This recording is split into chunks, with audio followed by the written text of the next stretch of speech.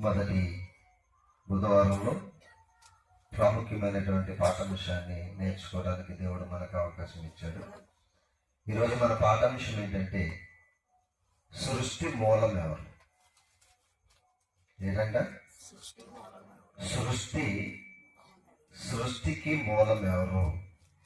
సృష్టికి మూలం ఎవరు? మూలం ఎవరంటే కారణము ఎవరు? ప్రార్థన చేసుకుని వాక్య జ్ఞానంలోకి వెళ్ళాలి. మహాపరిశుద్ధుడైన పరలోకమందున్న కనతండ్రి, మీ పరిశుద్ధమైన ఉన్నతమైన నామమునకు యేసుక్రీస్తు ప్రభుల వారి పేరట మీకు కృతజ్ఞత స్తుతులు వందనాలు తెలియజేస్తూ ఉన్నాను. తండ్రి, మీ మాటలు చెప్పడానికి మా ప్రభా ఈ భాగ్యాన్ని నాకు ఇచ్చినందుకు నీ స్తోత్రాలు. నీ మాటలు వినడానికి నీ పిల్లలు ఆశతో ఆసక్తితో ఈ స్థలానికి వచ్చారు. వారి ఆశ కలిగిన ప్రాణమును నీ మాటల చేత తృప్తిపరిచి పంపించమని ప్రార్థన చేస్తున్నాను. నిలబడిన మీ దాసుని మీరు మరుగు చేయండి. మీ దాసునికి సమయోచితమైనటువంటి జ్ఞానము, పరిశుద్ధాత్మ దేవుని ప్రేరణను, మీ మాటలు చెప్పగలిగినటువంటి సామర్థ్యమును మీ దాసునికి అనుగ్రహించి మీ దాసునిలో ఉండి మీరే మాట్లాడండి. మీరు మాట్లాడితే ఎన్నో హృదయాలు తెరవబడతాయి, ఎన్నో ఆత్మలు రక్షించబడతాయి, ఎన్నో మనసులు మార్చబడతాయి. నాలో ఉండి మీరు మాట్లాడండి, నాతో ఉండి మీరు మాట్లాడండి. మా అందరితో మీరు మాట్లాడి మా ఆత్మీయ జీవితాన్ని బలపరచండి. సృష్టికి కారణం ఎవరు? మూలం ఎవరు? మీ లేఖనాల్లోంచి కొన్ని సంగతులు నేర్చుకోవడానికి మీ సహాయాన్ని పరిశుద్ధాత్మ దేవుని ద్వారా అందించి మమ్మల్ని ఆత్మీయతలోనికి కొనసాగింపచేయమని క్రీస్తు యేసు వారి నామములో ప్రార్థన అడిగి వేడుకొనుచున్నాము కన్న తండ్రి, ఆమేన్. మంచిది. ప్రియమైన దేవుని వారలారా, సృష్టి ఎలా చేయబడింది? సృష్టి చేయడానికి మూలం ఎవరు? అసలు సృష్టికి కారణము ఎవరు అనేటువంటి సంగతిని మనం గమనించాలని ప్రభు పేరట మీకు మనం చేస్తున్నాను. ఏ గ్రంథము చెప్పలేని నిజం, ఏ గ్రంథము చెప్పనటువంటి సత్యం బైబిల్ మాత్రమే చెప్పింది. సృష్టి ఎలా చేయబడిందో, ఎన్ని దినాలు చేయబడిందో, ఆ దినాలు వెనుకున్నటువంటి రహస్యం ఏంటో ఎవరికి, ఏ గ్రంథానికి అంతు చెక్కనటువంటి సందర్భం ఇది. ఓన్లీ బైబిల్ మాత్రమే చెప్పగలదు. ఎందుకంటే సృష్టికర్త మన గ్రంథములో ఉన్న దేవుడు గనుక మనకి సృష్టి వివరాలు కానివ్వండి, సృష్టి ఎందుకు చేయబడింది అనేటువంటి సందర్భం కానివ్వండి, బైబిల్ తప్ప ఏ గ్రంథము కూడా చెప్పలేదు కూడా. చెప్పగలిగిన సామర్థ్యం ఏ గ్రంథం దగ్గర లేదు. ప్రభువుతో ప్రియమైన దేవుడు వాళ్ళరా, మొదటిగా ఏం సృష్టించబడింది విశ్వంలో అనేటువంటి సంగతిని మనం ఆలోచించగలిగినట్లయితే, రాహుల్ గారి నిద్ర నిలబడి నేను చెప్పాను పోయిన వారం పేరెంట్ చేస్తానని చెప్పాను. నిద్ర ఆడినారు, ఇంక దాంట్లో డౌట్ లేదు. నేను మీకు ముందు చెప్పాను, 15 నిమిషాల కంటే ఎక్కువ వాక్యం చెప్పను. జాగ్రత్తగా వినండి. అందుకే 15 నిమిషాల కంటే ఎక్కువ చెప్పను వాక్యం. నైట్లు 15 నిమిషాల కంటే ఎక్కువ చెప్పను. కొంచెం ప్రార్థనలో గడుపుతాం. అంటే మిమ్మల్ని విసిగించేంత ప్రసంగం చేయండి. జాగ్రత్తగా వినాలన్నది. అందుకే కానీ జాగ్రత్తగా వినండి దేవుని వాక్యాన్ని. విశ్వంలో ప్రారంభం ఏంటి? అసలు విశ్వంలో ముందుగా పుట్టింది ఏంటి? అసలు విశ్వంలో ముందుగా అది పుట్టడానికి అసలు కారణం ఎవరు? మూలం ఎవరు అనేటువంటి సంగతిని మన బైబిల్లో వెళ్తే దేవుడు స్పష్టంగా రాయించాడు. ఆది కాండంలోకి వెళ్దాం. ఆది కాండంలో మొదటి అధ్యాయము మొదటి వచనంలో మంచి మాట మనకి కనిపిస్తూ ఉంటుంది. చూద్దాం. ఆది యందు దేవుడు, ఆది యందు దేవుడు ఏ సృష్టించాడంట? భూమిని ఆకాశమును సృష్టించాడంట. భూమిని ఆకాశమును సృష్టించాడంట. మొదటిగా సృష్టిలో సృష్టింపబడింది భూమి, ఆకాశం. ఇది సత్యం. ఆది యందు దేవుడు అంటున్నాడు. ఆది యందు అంటే ప్రారంభం. అంటే దేనికి ప్రారంభం? సృష్టికి ప్రారంభం. దేనికి ప్రారంభం? సృష్టికి ప్రారంభం. ఈ సృష్టికి ప్రారంభములో దేవుడు ప్రారంభంగా చేసింది ఏంటంటే భూమిని ఆకాశాన్ని చేశాడు. రైట్, ఎక్కడుందండి? భూమి ఆకాశము చేసిన తర్వాత ఎక్కడున్నాయి? వీటిని ఎక్కడెట్టాడు? ఇప్పుడు కనిపిస్తున్న ఈ భూమి, పైన కనిపిస్తున్న ఆకాశము ఎలాగూ లేవు. ఇవి ఒక చోట దాచాడు. అదే మనం తెలుసుకోవాల్సిన మర్మం. బైబిల్ అంటే ఇంత బాగుంటుందని జాగ్రత్తగా అర్థం చేసుకోవాలి. మొదటిగా భూమిని ఆకాశాన్ని సృష్టించి దాన్ని ఎక్కడ దాచాడో తెలుసా? నీటిలో దాచాడంట. ఎక్కడ దాచాడండి? నీటిలో దాచాడు.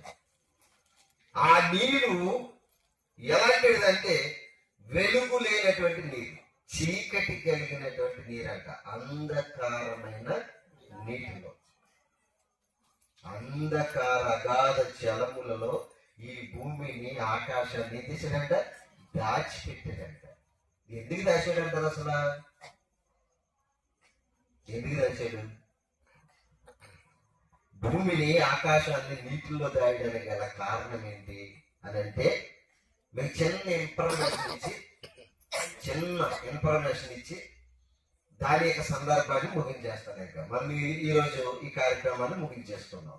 ఏంటి అనే ఇన్ఫర్మేషన్ ఏంటంటే, మనం ఏదైనా ఒక వస్తువు పాడవకూడదంటే ఎక్కడ పెడతాం? ఎక్కడ పెడతారు? ఎక్కడ పెడతారు? ఫ్రిడ్జ్. చీకటిగా ఉండాలి ప్లేస్. ఎందులో ఉండాలంటే చీకటిగా ఉండాలి. దానికి కూలింగ్ ఉండాలి, చల్లగా ఉండాలి, చీకటిగా ఉండాలి. అప్పుడు ఆ వస్తువు ఏమైపోదంటే పాడవకుండా చాలా కాలం భద్రపరచబడుతుంది.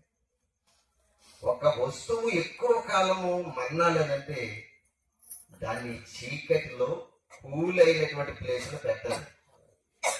ఇప్పుడు మీరు బాగా గమనించండి. మరి ఫ్రిడ్జ్ లో వెలుగుంటది కదండి అంటారేమో. మనం డోర్ తీసినప్పుడే వెలుగుంటది. ఎందుకు తెలుసా? ఏ వస్తువు అక్కడ ఉందో మనకు కనపడటం కోసం డోర్ తీయగానే వెలుగు వస్తుంది. మళ్ళీ డోర్ వేయగానే ఏమైపోతుంది అనుకున్నారా? చీకటి అయిపోద్ది. డోర్ తీసినప్పుడే వెలుగు వస్తుంది మనకి. ఎందుకంటే మనం పెట్టిన వస్తువులు మనకి కనిపించాలి. ఇప్పుడు ఒక సీక్రెట్ చెప్తాను, మీరు జాగ్రత్తగా వినాలి. బైబిల్లో ఉన్న మాటలు ఇవన్నీ. దేవుడు భూమి ఆకాశములను కడగ చేసి ఏం చేశాడంట? చూడండి, కింద వచ్చిన వాళ్ళు ఏమని రాయబడిందో అది చూడండి. భూమి నిరాకారముగాను, అంటే ఆకారం లేదు దానికి. ఈ ఆకారం లేదు ముందు. దీనికి ఆకారం ఎప్పుడు వచ్చిందంటే దేవుడు ఎక్కువ కాలం మన్నాలని దీన్ని ముందుగా ఎక్కడ పెట్టాడు అన్నారంటే, చదవండి అన్నారు. అది చీకటి అగాధ జలములు ఈ భూమి ఆకాశముల పైన కమ్మేసిందంట. ఎక్కడ దాచాడంటే చీకటిలో దాచాడంట. భూమిని ఆకాశాన్ని ఎక్కడ దాచాడంటే చీకటిలో దాచాడంట. దీనిపైన మరలా ఏం జరుగుతుంది అంటే దేవుని ఆత్మ జలముల పైన అల్లాడుచుండేను అన్నాడు. ఇంతకీ ఎవరి ఆత్మ? దేవుడా? ఏమని రాయబడింది అక్కడ? దేవుడు భూమి ఆకాశములను సృజించాడు అని ఉంది బైబిల్. రైట్. దేవుడు ఏమై ఉన్నాడు? ఆత్మ అయి ఉన్నాడు అన్నాడు. రైట్. ఇవన్నీ కూడా తెలుసుకుంటే మరి ఆదికాండం 1వ అధ్యాయము 1-2 వచనాల్లో చెప్తున్న సందర్భం ఏంటంటే, బైబిల్లో ఒక మంచి మాట ఏంటంటే, దేవుని ఆత్మ జలముల పైన. ఎవరి దేవుని ఆత్మ? దేవుడా? దేవుని ఆత్మ అంటున్నాడు కదా అక్కడ. భూమి ఆకాశములను సృజించిన దేవుడు మళ్ళీ అక్కడ చీకటి అగాధ జలముల పైన దేవుని ఆత్మ అల్లాడుచుండెను అని ఉంది. దేవుని ఆత్మ అన్న కాడ మీరు ఏం పెట్టుకో తెలుసా? మీరు జాగ్రత్తగా ఇప్పుడు పుట్టినట్లో జాగ్రత్తగా అర్థం చేసుకోండి, రాసుకోండి కూడా. దేవుని ఆత్మ అన్న, ప్రభు ఆత్మ అన్న, యేసు ఆత్మ అన్న, పరిశుద్ధ ఆత్మ అన్న ఒకటే. ఈ ఆత్మ ఎవరు తెలుసా? పరిశుద్ధాత్మ. ఈ ఆత్మ ఎవరు? దేవుని రెండవ కుమారుడైనటువంటి పరిశుద్ధాత్మ. ఈ పరిశుద్ధాత్మ అగాధ జలముల పైన ఏం చేస్తుందంట? అల్లాడుచుండెను అని ఉంది. ఇప్పుడు చీకటి అగాధ జలముల పైన దేవుని ఆత్మ అల్లాడుచుండెను. భూమి శూన్యముగాను నిరాకారముగా, ఆకారము లేనిదిగా ఉంది. అప్పటికి భూమిని చేశాడు కానీ భూమిని ఏ డిజైన్ చేయాలో చేయలేదు. తర్వాత చేశాడు. నిరాకారానికి ఆకారాన్ని ఇచ్చాడు దేవుడు. నిరాకారానికి ఏమి ఇచ్చాడట? ఆకారం ఇచ్చాడు. ఆ తర్వాత ఆకారం ఇచ్చాడు. భూమి శూన్యముగాను నిరాకారముగాను ఉండెను. చీకటి అగాధ జలముల పైన కమ్మి ఉండెను. భూమికి ఆకాశానికి మధ్య ఆ పైన ఏముందంట? జలములు కమ్మి ఉండెను. ఎందుకు భద్రపరిచాడంటే ఎక్కువ కాలం మండాలి కనుక. భూమి ఎక్కువ కాలం మండాలి కనుక. ఇంచుమించుగా సృష్టి ప్రారంభించబడి ఎన్ని సంవత్సరాలు ఏం చెప్పండి? చెప్పండి చెప్పండి చాలాసార్లు చెప్పండి. మీకు ఇది భూమి పుట్టి ఎన్ని సంవత్సరాలు అయిందండి?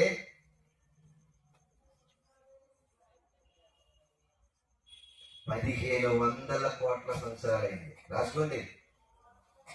ఎన్ని సంవత్సరాలు? 1500 కోట్ల సంవత్సరాలు. ఏది? శాస్త్రవేత్తల లెక్కల ప్రకారం ఇది.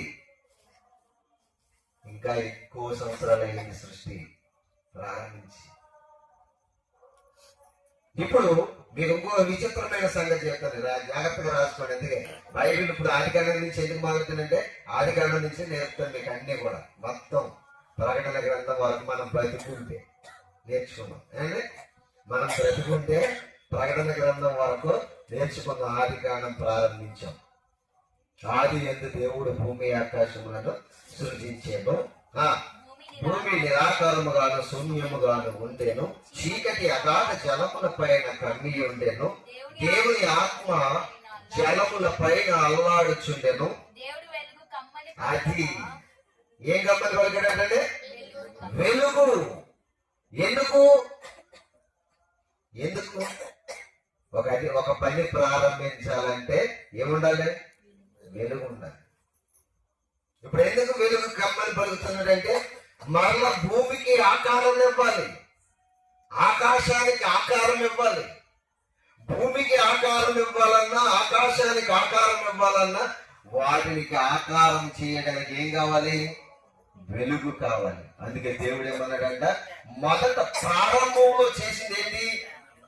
వినాలి. ప్రారంభంలో చేసింది ఏంటి? భూమి ఆకాశం. మొదటిది భూమి, రెండవది ఆకాశం, మూడవది అది. స్టెప్ బై స్టెప్ పక్కన చూడండి. మొదటి భూమిని చేశాడు, రెండవది ఆకాశముని చేశాడు, మూడవది వెలుగుని చేశాడు. ఈ క్రమం ఎవరైనా చెప్పారా? ఏ గ్రంథమైనా చెప్పిందంటే ఏ గ్రంథం కూడా చెప్పలేదు. ఏ గ్రంథం చెప్పింది? మనము నమ్మిన జీవ గ్రంథమైనటువంటి పరిశుద్ధ గ్రంథమైన బైబిల్ మాత్రమే చెప్పింది. ఎప్పటి వరకు సృష్టి క్రమాన్ని చెప్పింది ఏ గ్రంథం కూడా లేదు. పిల్లలు ముందర ఏది పుట్టింది ఎవరికి తెలియదు. విశ్వం ఎలా పుట్టిందంటే విస్ఫోటనం జరిగింది అంటాడు, ఒక పేరు జరిగింది అంటాడు. అసలు సృష్టి ఎలా పుట్టిందంటే విస్ఫోటనం అంటే అర్థమైంది తెలిసిన శబ్దం. శబ్దం అంటే విస్ఫోటనం అంటారు. ఏమంటారు? శబ్దం అంటే విస్ఫోటనం. విస్ఫోటనం అంటే శబ్దం, పెద్ద క్యాక్ అనమాట. దాన్ని బైబిల్ ఏమంటుందంటే దేవుని మాట. దేవుని మాటే శబ్దం. ఆ శబ్దమే విస్ఫోటనం. ఈ విస్ఫోటనమే సృష్టికి ప్రారంభం. బాగా ఆలోచించండి. విస్ఫోటనం అనగానే దేవుని మాట. దేవుని మాట శబ్దం వలనే భూమి ఆకాశమును కలిగిన. దేవుడు భూమి కలుగుగాక అన్నాడు, భూమి కలిగింది. ఆకాశము కలుగుగాక అన్నాడు, ఆకాశం కలిగింది. శబ్దం అనమాట, మాట. దాని గురించి మనకి ఇంకా ముందు ముందు చెప్తాను. అవి ఎక్కడెక్కడ ఉన్నాయో ఆ రెఫరెన్స్లన్నీ కూడా నేను తర్వాత చెప్తాను. ఈ రోజుకి కొన్ని మాటలు చెప్తానండి, జాగ్రత్తగా వినండి. ఇప్పుడు భూమిని ఆకాశాన్ని కలగ చేయడానికి, వాటికి నిరాకారంగా ఉన్న వాటికి ఆకారాన్ని ఇవ్వడానికి ఇప్పుడు మూడవదిగా దేవుడు చేసుకున్నది ఏంటంటే వెలుగు. వెలుగు చేస్తున్నాడు. రైట్, చదవలేదు ఏమన్నా? వెలుగు కలిగిన వెలుగు మంచిదైనట్టు దేవుడు చూచెను. దేవుడు వెలుగును చీకటిని వేరుపరచెను. దేవుడు వెలుగునకు పగలనియు చీకటికి రాత్రనియు పేరు పెట్టెను. అస్తమయమును ఉదయమును కలుగగా ఒక దినమైన దినమే. అస్తమయమును ఉదయమును కలుగగా ఒక దినమాయను. అర్థమైంది ఏమన్నా మీకు? అర్థం అవ్వలేదా? అస్తమయమును ఉదయమును, ఉదయం కలగాలంటే ఏముండాలి? ఎవరు ఉండాలి? చెప్పండి గట్టిగా. సూర్యుడు ఉండాలి. అస్తమం అవ్వాలంటే ఎవరు ఉండాలి? మరి ఉన్నారు ఇక్కడ. మరి ఎందుకంటున్నాడు అనగా సూర్యుడు ఉన్నాడు అక్కడ. ప్రారంభం ఏముంది అక్కడ? భూమే ఉంది, ఆకాశమే ఉంది, వెలుగే ఉంది, చీకటే ఉంది, వేరుపరిచాడు.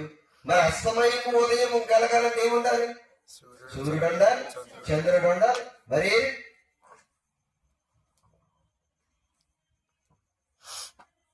ఏది క్వశ్చన్ వేసుకున్నాను. అక్కడ ఉన్నారా? ప్రారంభంలో ఉన్నారా? ప్రారంభం కాదు. ఇప్పుడు ఇది భూమిని ఆకాశాన్ని కలగజేశాడు. చీకటి అగాధ జలములు ఉన్నాయి. చీకటిని వేరుపరిచాడు, వెలుగుని వేరుపరిచాడు. వారెన్నిటికి మళ్ళీ పేరు పెట్టాడు. ఏంటి? వెలుగులకు పగలనియు చీకటికి రాత్రనియు పేరు పెట్టాడు. వేరు చేశాడు రెండింటిని. చీకటిని పగల్ని వేరు చేశాడు. భూమి ఆకాశాన్ని కలగ చేశాడు. మరి కలగ చేసిన తర్వాత చెప్తున్న మాట ఏంటంటే ఉదయమును అస్తమయమును కాగా ఒక దినమాయను అంటున్నాడు. మరి ఏంటి? ఇక్కడ మరి సూర్యుడు లేడు అస్తమించడానికి, చంద్రుడు రావలేదు మరి ఉదయించడానికి. ఉదయం సూర్యుడు వస్తాడు, అస్తమించేస్తాడు. సూర్యుడు అస్తమించగానే చంద్రుడు వస్తాడు. చంద్రుడు మళ్ళీ నడుస్తూ నడుస్తూ నడుస్తూ ఉదయానికి వెళ్తాడు. మరలా అది అస్తమించి సూర్యుడు ఉదయిస్తాడు. మరి సూర్యుడు చంద్రుడు లేడు ఇక్కడ. ఉదయము అస్తమయము కాగా ఒక దినమాయన అంటున్నాడు. ఏంటిది? ఎలాంటిది అన్నట్టుకుని బైబిల్ అంతా అబద్ధాల పుట్ట, బైబిల్ అంతా కూడా తప్పుడు గ్రంథం అని చెప్తున్నారు. దేవుని మాట మనసు అర్థం కానిటువంటి వారు. ఒక విషయం మీకు చెప్తాను. ఇప్పుడు ఒక చిన్న రహస్యం చెప్పి నన్ను ముగించేస్తాను. జాగ్రత్తగా ఉండండి.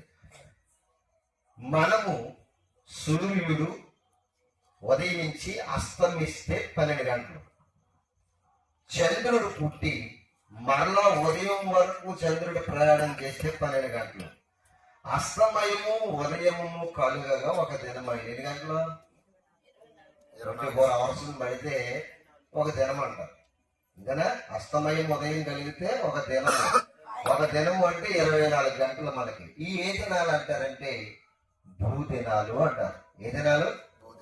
భూదినాలు అంటారు. భూదినాలు ఉన్నాయి, అంగారపు దినాలు ఉన్నాయి. ఏ దినాలు అంట వినాలి. ఏ దినాలు ఉన్నాయి? అంగారపు దినాలు ఉన్నాయి. ఇంకా చాలా దినాలు ఉన్నాయి. అన్నిటి గురించి మనకు ఇప్పుడు కానీ ఇప్పుడు మనకు తెలిసిన దినం ఏంటంటే భూదినం గురించే తెలుసు మనకి. ఏ దినం గురించి తెలుసు? భూదినం గురించే తెలుసు. మరి ఇదే దినం విశ్వదినం అంటారు. ఏ దినం? విశ్వదినం. విశ్వదినం అంటే మన లెక్కల్లోనికి వెళితే కొన్ని కోట్ల సంవత్సరాలు. ఎన్ని సంవత్సరాలు అంట? కొన్ని కోట్ల సంవత్సరాలు కలిపితే దేవుని దృష్టిలో ఒక దినం అంట. ఒక అస్తమయము ఒక ఉదయము అంటే ఎన్నో సంవత్సరాలు తెలుసండి? కొన్ని కోట్ల సంవత్సరాలు. అంటే ఆకాశాన్ని భూమిని కలగచేసి వెలుగును కలగచేసి చీకటిని వెలుగును వేరుపరచడానికి కొన్ని కోట్ల సంవత్సరాలు పట్టింది దేవునికి. ఇది బైబిల్. ఇది ఎరుగక చాలా మంది 6 దినాల్లో దేవుడు సృష్టి చేశాడంటే అదంతా అబద్ధం అంటున్నారు. అబద్ధం అంటానికి 24 గంటల దినాల్లో చేయలేదు ఆయన. ఎన్ని దినాల్లో చేశాడు? విశ్వ దినాల్లో చేశాడు. అందరూ జ్ఞాపకం ఉంచుకోవాలి. ఏ దినాలని? సృష్టిలో ప్రారంభము 6 దినాలు 7 దినాలు కూడా ఏ దినాలు అంటే విశ్వ దినాలు.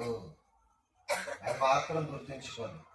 ఎన్నో దినాలు సూర్యుడు వచ్చాడో, ఎన్నో దినాలు చంద్రుడు వచ్చాడో, ఇవన్నీ కూడా చూపిస్తాను మీకు. ఇవన్నీ కూడా అసలు ఈ సృష్టికి మూలం ఎవరు, అసలు ఇవన్నీ చేయడానికి కారణం ఎవరు అన్నది కూడా మనం నేర్చుకుందాం. జాగ్రత్తగా ఉండండి. ఈ రోజు మన పాఠ విషయం ఎప్పుడు, సృష్టికి మూలం ఎవరు. ఈ సృష్టికి మూలం ఎవరిలో ప్రారంభముగా సృష్టి చేయబడ్డానికి మొదటి దినాన్ని ఎన్ని చేయబడ్డాయి? 3 చేయబడ్డాయి, 2 వేరుపరచబడ్డాయి. 3 చేయబడ్డాయి, 2 వేరుపరచబడ్డాయి. 3 ఏంటంటే భూమి, ఆకాశము, వెలుగు. తర్వాత వేరుపరచబడ్డాయి ఏంటంటే వెలుగు, చీకటి వేరుపరచబడ్డాయి. రైట్. ఇవన్నీ కూడా ఎన్ని దినాలు పట్టినాయి అంటే 1 దినము పట్టింది. ఆ దినం ఏంటంటే విశ్వదినము. ఆ విశ్వదినానికి ఎన్ని సంవత్సరాలు అంటే కొన్ని కోట్ల సంవత్సరాల లెక్క. అర్థమైంది? ఇప్పుడు అలాగ అర్థం చేసుకోవాలి బైబిల్. ఇలాగ అర్థం కాకుండా మీ దేవుడు 6 దినాల్లో సృష్టించేసేయడా, 24 గంటలు ఆ దినానికి అయితే ఒక్కొక్క రోజులో ఒకటి చేసాడని అడిగితే మనం బుద్ధి ఎలా చెప్పాలంటే ఇది విశ్వ దినాల్లో చేశాడా, భూదినాల్లో చేయలేదు అని చెప్పాలన్నమాట. ఏ దినాల్లో చేశాడంట? విశ్వ దినాల్లో చేశాడు. దేవుని దినాలవి. అంటే అప్పుడు సూర్యుడు అక్కర్లేదు, చంద్రుడు అక్కర్లేదు. ఆయనకి చంద్రుడు సూర్యుడితో అవసరం ఏమీ కూడా లేదు. ఆయన దినాలన్నీ కూడా విశ్వ దినాలు కనుక ఆయన లెక్కలు వేరేగా ఉంటాయి. కనుక మనం బాగా ఆలోచించగలిగినట్లయితే ప్రారంభపు సృష్టి ఏంటంట భూమి, ఆకాశము, వెలుగు, చీకటి. కనుక మనమందరం అలాగ జాగ్రత్తగా నేర్చుకోవాలని ప్రభు పేరిట మీకు మనం చేస్తున్నాం. దేవుడి కొద్ది మాటలు మనం వెనుకలను దీవించిన గాక. ఆమేన్. ప్రార్థన చేసుకుందామా? దయచేసి అందరూ కూడా తల నుంచి కళ్ళు మూసుకొని ముగింపు ప్రార్థన చేసుకొని ముగించేసుకుందాం. మహాపరిశుద్ధుడు అయిన పరలోకపు తండ్రి, ఎప్పటి వరకు నీ పిల్లలు ఓపికతో, ఓర్పుతో ఈ మాటలు వినడానికి చేరి వచ్చి ఉన్నారు, విన్నారు.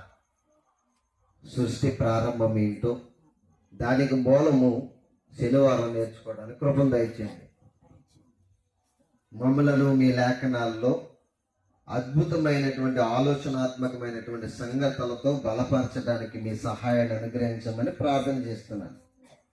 ఏ దినాలలో నువ్వు సృష్టిని చేసావో దాన్ని నేర్చుకోవడానికి మీ సహాయాన్ని అనుగ్రహించండి.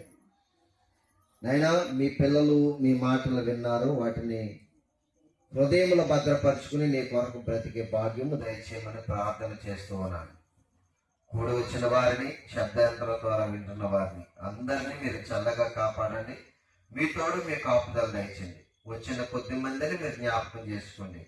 ఇంకా రావలసిన వారిని మా ప్రభావం మీరు నడిపించండి. ఇంకా మరి ప్రతి బుధవారము, ప్రతి శనివారము ఎలాగో కూడుకోవడానికి మీ సహాయాన్ని అనుగ్రహించమని ప్రార్థన చేస్తున్నాను. ఈ కూడికలో మీ తోడు మీ కాపుదల మాకు ఇచ్చినందుకు నీకు స్తోత్రాలు చెల్లిస్తూ, నీవు నాకు ఇచ్చినటువంటి భార్యను, 2 కుమార్తెను కూడా మీరు జ్ఞాపకం చేసుకోండి. ఆయుష్లో ఉండి ఆరోగ్యాన్ని ఇచ్చింది. నీ పరిచర్యలు బలపరచండి. అలాగే మీకు ఆశ్రయను నాకు జ్ఞానమును, తెలివిని, వివేచనను కలిగించి ఇంకా మీ మహాజ్ఞాన సంగతులను మీ పిల్లలకు చెప్పడానికి నాకు మా ప్రభు సంయోచితమైనటువంటి జ్ఞానము దయచేసి మీ చిత్త ప్రకారమైన దయా సంకల్పం చెప్పున నన్ను వాడుకోనమని ప్రార్థన చేస్తూ, కూడికలో ఉన్నటువంటి ప్రతి వారిని మీరు చల్లగా కాపాడను. యేసుక్రీస్తు ప్రభుల వారి పేరట ప్రార్థన అడిగి వేడుకొనుచున్నాము కన్న తండ్రి. ఆమేన్. ఇప్పుడు మన తండ్రి అయిన దేవుని ప్రేమ, కుమారుడైన యేసుక్రీస్తు వారి కృప, ఆదరణకర్త అయినటువంటి పరిశుద్ధ ఆత్మ యొక్క అన్యోన్య సహవాసము ఇప్పుడు నిత్యం సదా మనకును సకల పరిశుద్ధులకును ప్రార్థించబడిన అంశంలోనే నెరవేర్చబడ్డకు సదా తోడైన నడిపించును గాక. ఆమేన్. అందరికీ హృదయపూర్వకమైన వందనాలు. All of you. God bless you.